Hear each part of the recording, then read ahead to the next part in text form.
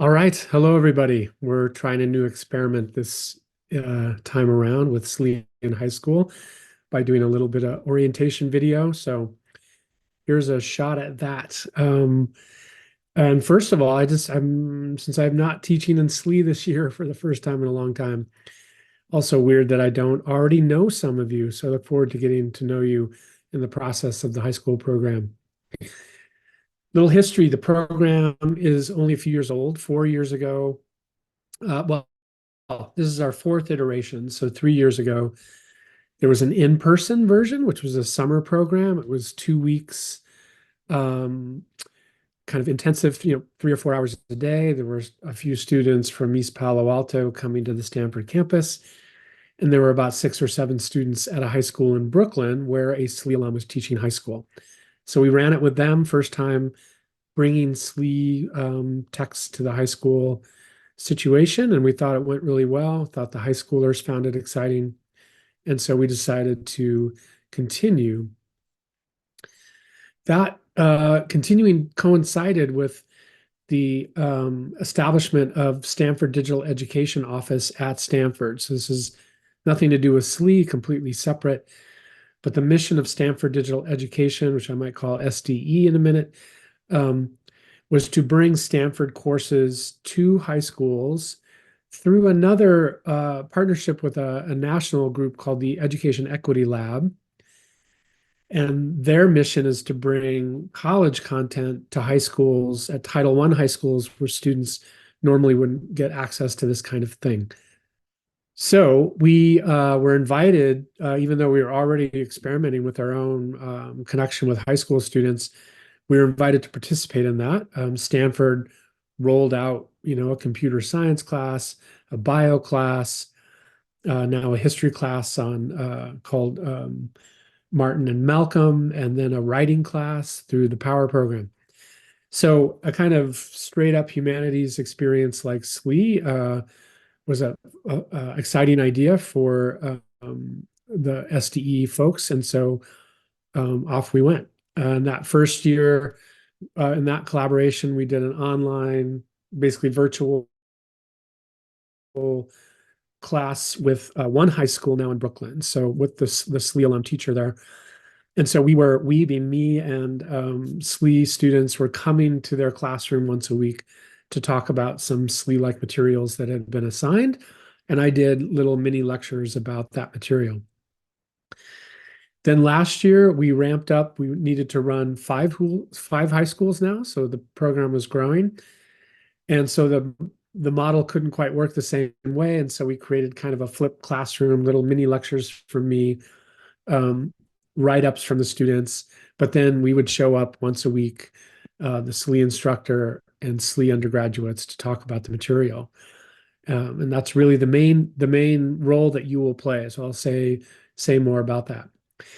So if we were all together, I'd love to kind of think about this question together with you. But you might ask yourself, what is it that you would bring to a high school classroom if you were going to bring the SLE experience? I don't think there's necessarily an obvious answer to that. And there's lots of possibilities.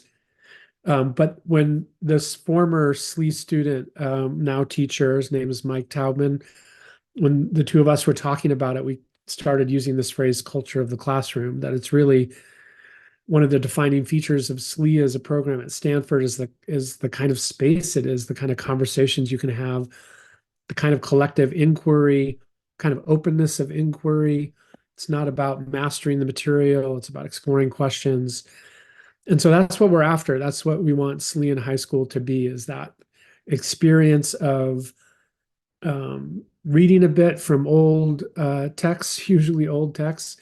We come up to the present a little bit, but engaging with important texts from our common cultural inheritance, and engaging with them by way of engaging with each other. So we're using SLE texts, of course. So if you're in SLE, you'll be familiar with at least some of these. Maybe if you're a freshman, you may not have gotten to these yet. And I've come to think of it as the text piece being a kind of a conversation partner along with the rest of us. So there'll be some some topic that we're discussing, and then we can think of the text as bringing another voice to that conversation. I'll say a bit more about that in a second. So each week there's a module, there's 10 weeks. Doesn't necessarily happen 10 weeks in a row because of high school breaks. So we'll be letting you know about your school assignment and what the schedule is. Quick overview for you. Marcus Aurelius, a little bit of Confucius, a couple weeks on Antigone. They don't read all of it. A little bit of Plato from the start of the Republic, a little bit of Aristotle, Spike Lee's movie Do the Right Thing, a little bit of Karl Marx, another Chinese philosopher, ancient Chinese philosopher, Mengzi, and then a poet, Gwendolyn Brooks, American poet. So that's a just quick overview of the material. You'll get to know it each week as we go. So the format, this is really the rhythm of the course, is that they will work through a module, an online module. It's in Canvas this year. Last year it was not. It was on our own website. So it's going to be in Canvas. You'll be brought into the proper Canvas classroom once you're assigned to a group. You'll have an observer status that will allow you to work through the material. So that's one job you have each week, work through the material before the Zoom session that we have with the students. You're getting paid. This is a job this year. You're getting paid to work through the material. I'm just going to call that 1 hour a week to work through the material, 1 hour to come to the Zoom session. That's 2 hours a week. If you signed up for more than one school, then that next school visit becomes another hour, and then you're up to 3 hours. It might very well be that along the way we'll need help. We might do a call for you to come to a school that you don't normally come to because we're shorthanded or something. And as those happen, of course, you add that to your timesheet. Okay. The timesheet and job business is new this year, so it's going to take a little getting used to. So we'll work it out as we go. Let's see. So then there's a Zoom session. The instructor, so all of the teaching that's done in the videos is done by me. But the instructor role is when I come to the high school, you come to the high school. But I'm not the only instructor this year around either. So Jeremy Sable, those of you in the SLEEP program know Jeremy. He's going to be the instructor for one of the schools. And then a SLE alum who had spent some time as a high school teacher and is interested in this kind of educational work. Her name is Sally Trainer, and so some of you will get to know Sally through one of the schools. So that's the instructor role, and that's basically to be the MC for the Zoom session. So there'll been some material that was raised in the module. The instructor kind of gets it all going in everybody's head again, maybe makes, 10, 15 minutes worth of comments and to get up and running. But the main thing is to go off into breakout rooms. You and depending on the ratios, could be could be a one high school student, could be up to 5. And you'll have been given a task of kind of discussion to have. And then it's your job in that breakout room to talk about the material. It's not always easy. Students aren't always excited to talk. Obviously, it's best when it goes well and easy, but we might have to talk along the way about how to get students involved. But that's kind of your job, is to be there to engage them. Let me show you very quickly. I'm going to do a screen share of the website version of the material from last year, just so you get a sense of this. Here we go, I think. So just very quickly, so they'll be doing this in Canvas this time around. So here's a poll question. We're just asking the student about when family and larger community come into conflict. How do you think about that conflict? Which side do you lean to? And then we ask some questions about why do you think that way? All of which is part of introducing a very short passage from the Confucian Analects. So there's a little introductory video that I do about Confucius, little mini quiz they get. Then I talk a little bit more about the particular passage, little mini quiz. Then here's the actual passage. They're asked to react to it, thoughts and questions. So that's what students are doing on their own time or with their co-teacher in the high school classroom when we show up. So just to use this as an example, if it's that Confucius week, the instructor will be like, hey, remember we were talking about this family community conflict. You learned a little bit about Confucius.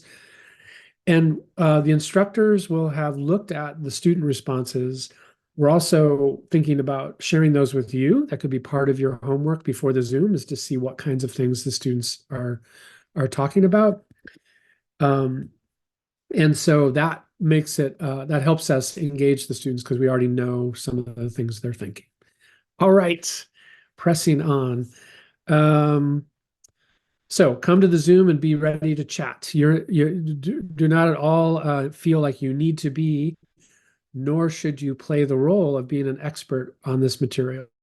Um, so the point, to use the Confucius example again, is what the heck could that little passage mean? Like, how do we interpret that? All the while that we're also talking about family versus larger community. What is your opinion of that? Share your own personal views about things. And it's a bonus if you did some Confucius this year and it's fresh in your mind and you have something to offer about that. But you're mostly there to encourage them, see them, hear them. And so you come back from that breakout room, and then you can play a very important role of encouraging those students you were in the breakout room with to participate. Um, so and so had this great point. Do you mind sharing it? Or maybe you share it if they're really shy. Or maybe before you come back from the breakout room, you're like, hey, that thing you said, let's ask Greg about that. I think that's a really good question. So that's the kind of thing you'll be doing. And there's one other way that goes, which you are all more used to than I am, which is the chat. So often in these classes, if it's going well, the students like to use the chat. It's a way to participate without necessarily having to speak up. And so to be able to respond to for you, the undergraduates, to watch that chat, be chiming in, encouraging them, responding to them, is super helpful too. All right, you're gonna get this right away how it all works, but wanted you to kind of have an overview picture of everything. So we also have just kind of a team. I'm going to cut to another video I did yesterday where you can meet Jamie and Sasha. Jamie is with the Slean High School program. So she's officially she's a course coordinator, so plays a very important role. You'll see her in some of the classrooms as a participant, and you'll get communications from her. So you'll start to see her name. And then Sasha works with that national group at Equity Lab. But I think I say all of this in the other video too. So let's go over to that video and you can meet them. And then we'll come back here and wrap up.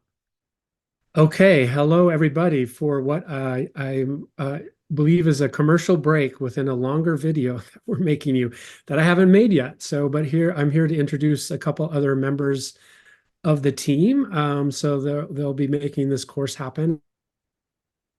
And you're going to hear from each of them in the course of the 10 module course that we run. So introduce you to Jamie Litton first.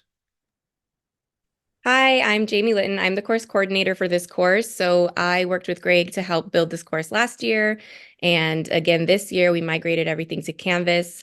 And throughout the course, I work mostly as support for students and teachers.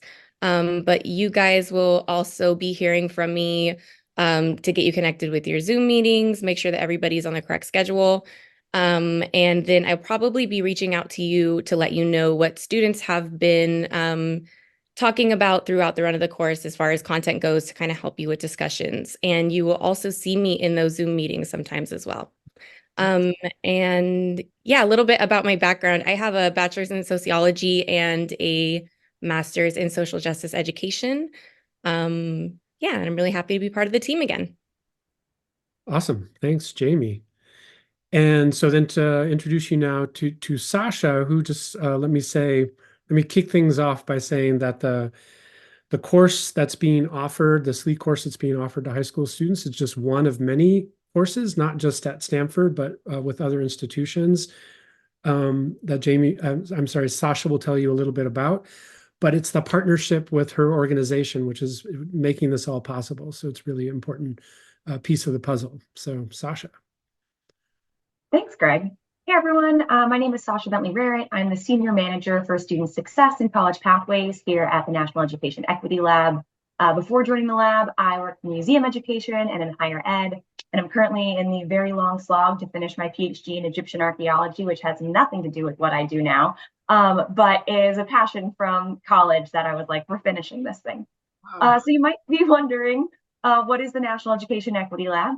We are an education justice nonprofit that's committed to closing the opportunity gap and leveling the playing field for high achieving students from historically underserved communities. So we do this by, like Greg said, delivering and supporting college credit bearing courses like SLE from top colleges and universities like Stanford across the US in these teacher led high school classrooms. And it's, totally no cost to students and really great opportunity that we're really excited that you all are going to be a part of.